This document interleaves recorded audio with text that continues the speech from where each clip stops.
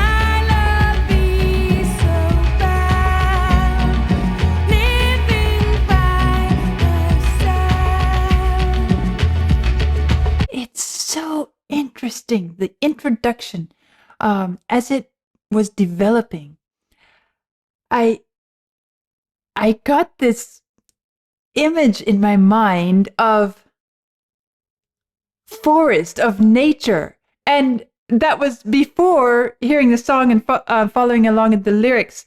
And then the first line, in a forest pitch dark. Well, actually, I didn't imagine pitch dark. I imagined a sort of not dawn, not daybreak, but early morning when the air is still a bit damp and chill. And somehow I was imagining a sort of fairy tale land with, vines and moss. It has a very earthy feel to it. It's so interesting to have felt that before we even get to the lyrics and the voice. And I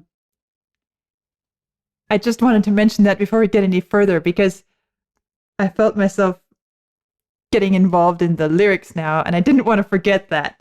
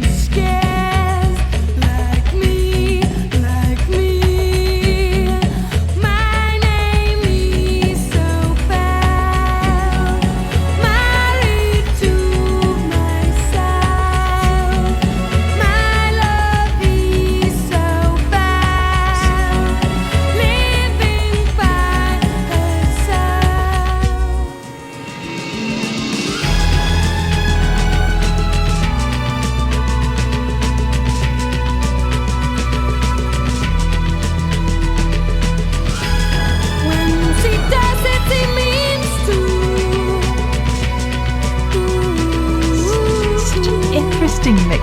I've got to stop it again. It's such a mix of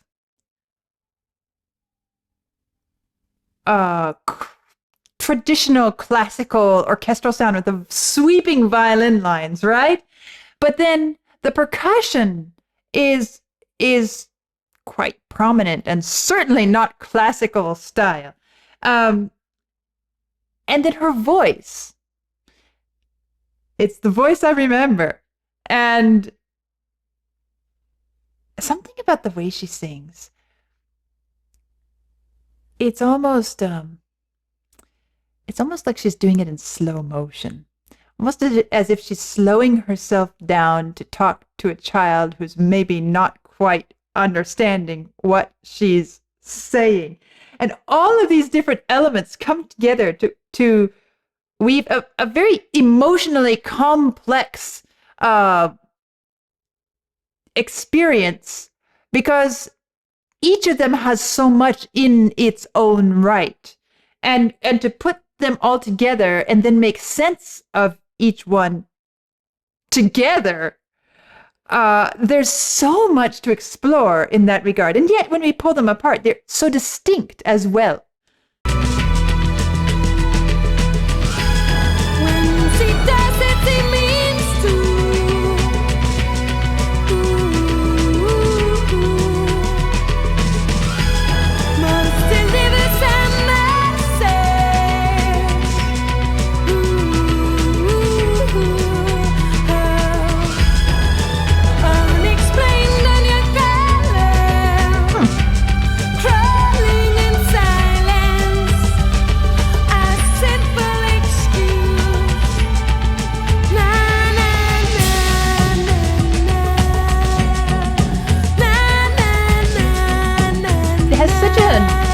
Earthy quality to it.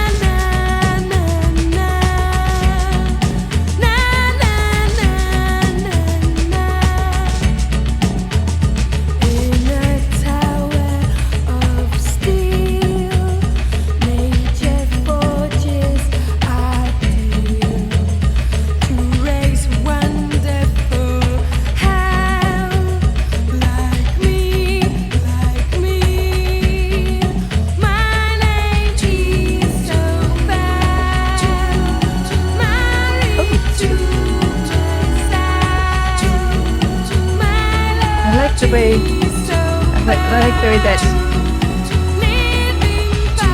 vocal layer kind of brings it.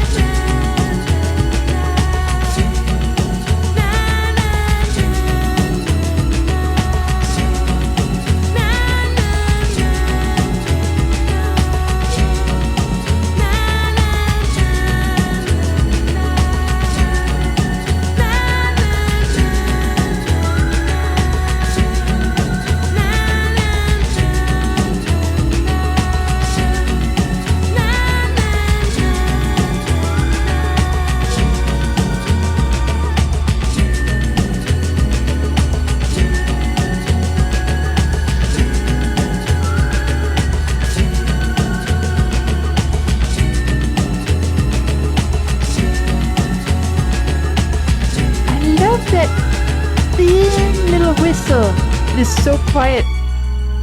It's so identifiable at the same time. Such an interesting piece of music. It's there are so many things that are intriguing about it to me. One of the things that I really enjoyed about it is how, especially towards the end, there's so much so many layers that have developed. It's not just the strings and the voice and the percussion, although those are the three prominent elements. But for example, that little whistle or those extra little vocal layers, which are so, you could say, reserved, maybe not reserved. I'm just going to say small. They're very small. But they are so clear and present and such an important part of the listening experience. That whistle in the background, if I turned my attention to it, I could hear practically every single note. Well, I understand that some of this has to do with the recording technology and the way that they have that this recording has been made, and all the details of that, which of course I'm no expert in. But as a musician, as somebody who's listening to the piece, as an audience, I can truly appreciate those little details of incredible clarity. It's almost as if something like that whistle is as powerful and as impactful as, say, a blazing drum track or guitar part or something if it were in the foreground. It's that well done. I also noticed, so I mentioned in the beginning, I mentioned how it made me think of early day in the forest where the air is chill and it feels like there's so much promise and so much opportunity. The whole day is before us. I want to listen to this again, the opening and maybe a little bit of the first verse. And I'm noticing especially not just that, but I'm giving my attention to the strings and to the shape of the musical design, because I noticed something towards the end, which I want to go check out after I've revisited this. There's this sort of crescendo and blossoming brass clash there, dissonance. But again, this growing. Dum, dum, rising, rising, rising. And then this sort of chugging along like a little march.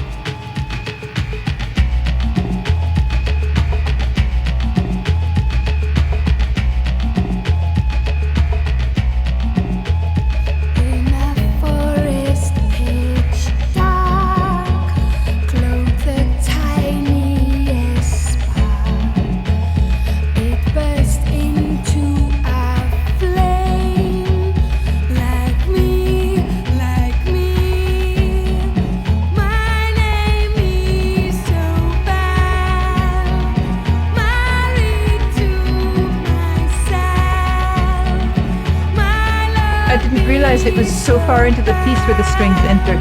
I'm just now recognizing that.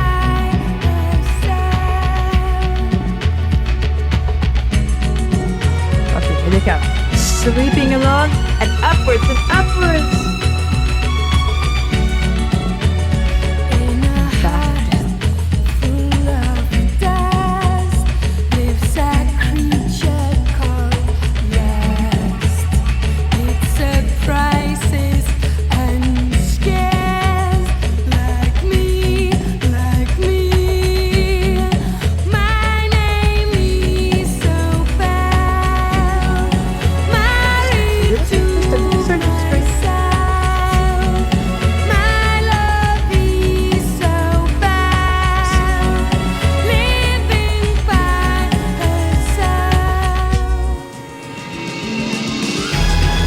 Here we go again.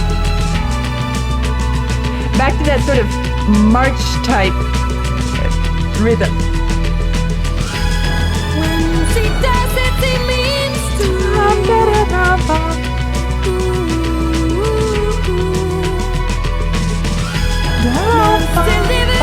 Right.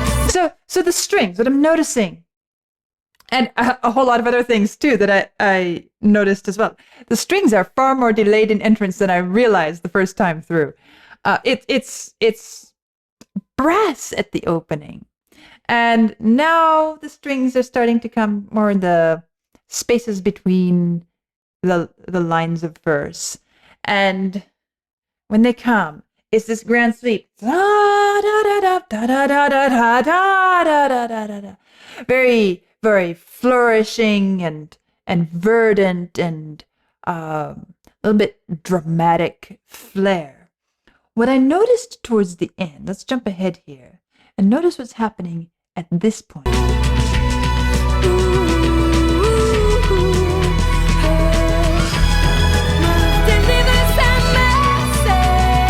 It's the same flourish.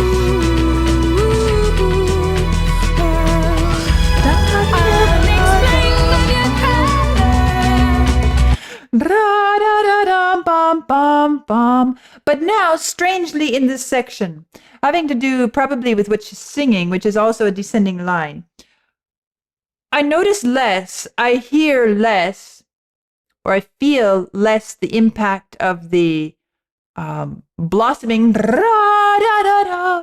but more the force of the descent. And this last portion is so much weighted towards the descent and emphasizing falling lines that over the course of the piece, it feels like the opening is really a sort of discovery, a sort of discovery, not just discovery, but discovery of opportunity and sort of the world opening. And at the same time, we come to the end, and now it feels as if that same discovery is perhaps a closing in on us and perhaps limiting us, or there's some sort of possibly negative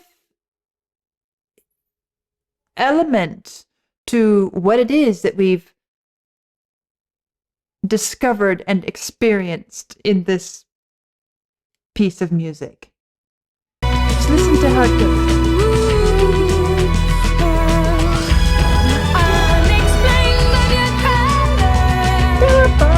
You hear that? You hear the strings?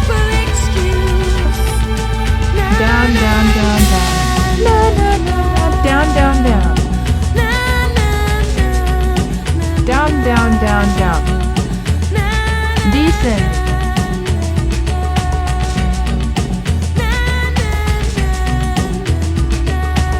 At the same time, the motion continues that we hear in the percussion. And now, at this point, the complexities start to appear. There's little tremolos in the strings, the extra layers of voices in the background, the choo-choo, and now the whistling. And it's almost as if it's an acknowledgement of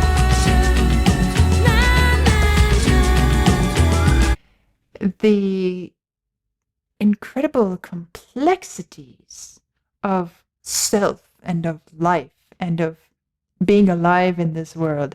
It feels like it's saying so much without coming out and saying something simplistically. And it's the type of piece that